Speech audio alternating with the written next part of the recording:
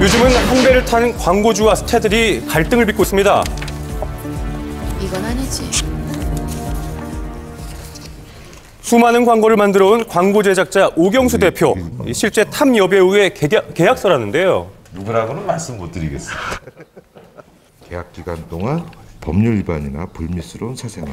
네, 계약서에 기재되어 있는 금지 조항이 있습니다. 마약, 폭행, 도박과 같은 불미스러운 행위를 일절하지 않는다는 조건인데요. 사실은 모델비를 예를 들어서 10억을 주고 계약을 했더라도 뭐 몇백억의 손해가 날 수도 있고 그거는 값을 어떻게 말을 할 수가 없는 거죠. 그런데 계약서상에 조금 특이한 금지 사항도 보입니다.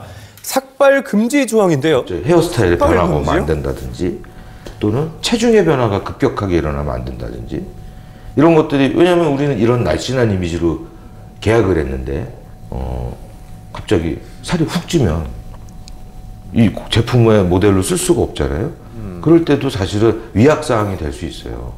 그러니까 그만큼 내가 몸무게를 어떻게 유지하고 내 관리를 하는 것들이 그 모델비를 받는 순간 그런 책임까지 다 따라가는 거죠. 최근 광고주가 우려하는 일이 연이어 발생하고 있습니다. 도핑 스캔들로 논란을 빚고 있는 박태환 선수. 의혹도 제기됐는데요.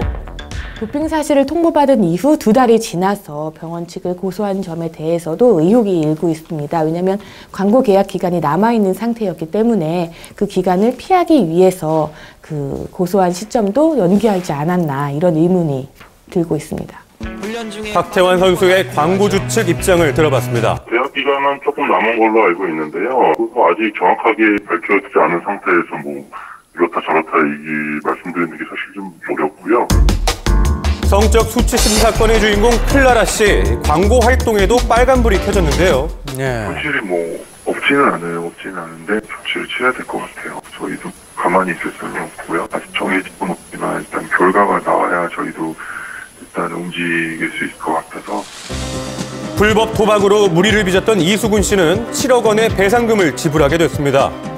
잇따르는 연예인들의 광고 배상 문제. 그래서 이런 소송은 근래에 들어서 굉장히 많이 발생하고 있습니다. 광고 계약 기간 동안 최소한 긍정적인 이미지를 유지해야 되는 것, 바로 이것이 품위 유지 의무인 것이고 이것이 위반되었을 때 광고주로부터 손해배상을 당한다. 이렇게 보시면 되겠습니다. 광고 계약서의 금기 조항 때문에 뒤늦게 알려진 사실도 있습니다.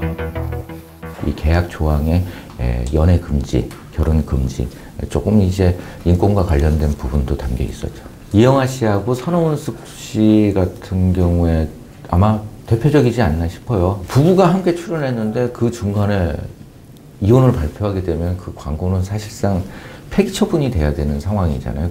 광고 계약 기간이 끝난 이후에 발표를 할 수밖에.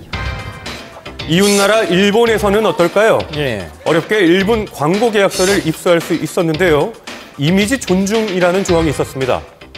基本的に CM に出る人の私的な問題よりはですね、公的な問題を起こしたときにイメージに与える影響はとても大きいものだと思います。例えば飲酒運転をしたとか、脱税をしたとか、その場合は契約を打ち切られるケースもあり得ると思います。